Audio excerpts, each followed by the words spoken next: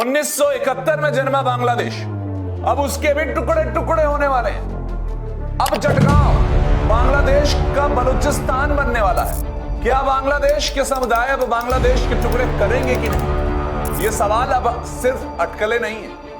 आप देखिए, संसद के अंदर और सड़कों पर हो रही गतिविधियां बांग्लादेश की बता रही है कि आग जल चुकी है और अब बस फटने की देर है।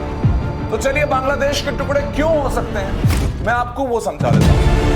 10 मई 2025 संसद भवन ऐसी हॉल में एक बैठक हुई। यूनाइटेड पीपल्स डेमोक्रेटिक फ्रंट और नेशनल कमीशन के नेताओं यहाँ माइक पर खड़े होते हैं मिकेल चक और कहते हैं हमें चटगांव हिल ट्रैक्ट्स के लिए खुद का हक और हुकूमत चाहिए, अब और ज्यादती नहीं सही। ये कोई पहली बार नहीं है जब इस तरह की मांग की गई थी चटगांव के जो हिल ट्रैक्ट्स उनको लेकर। 1997 में बांग्लादेश सरकार और आदिवासी जो संगठन है जो वहां पर रहते हैं पहाड़ियों उनके बीच एक समझौता हुआ जिसका मकसद चटगांव हिल ट्रैक्ट में शांति और हक तय करना।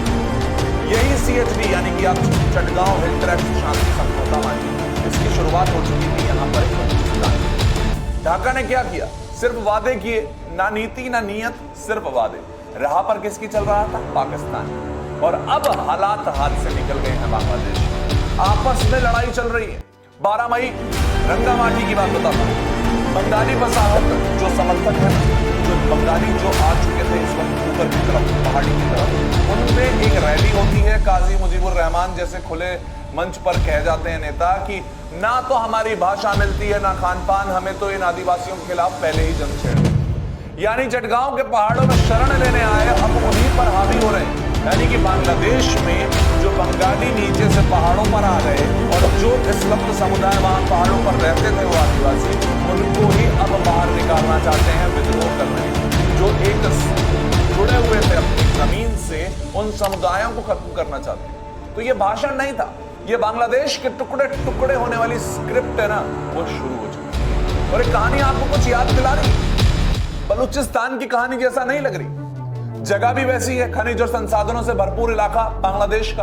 आदिवासी पहचान पर हमला, बाहरी लोगों की बसाहट, संस्कृति को कुचलने की नीति और अंत में विद्रोह। बलूचिस्तान में पाकिस्तान ने भी वही किया जो बांग्लादेश अब चटगांव में कर रहा है, और नतीजा सबके सामने, आग, खून, अलगाववाद, सब कुछ। तो क्या यूनुस सरकार, बांग्लादेश की ये सरकार अब कुछ देख नहीं पा रही? नहीं, ये भी पाकिस्तान की राह पर चीन की गोद में बैठकर भारत के खिलाफ जहर उगलने में व्यस्त है। लेकिन अपने देश में क्या हो रहा है? यहाँ आदिवासी खुद को पराया समझने लगे, इस पर कोई नहीं।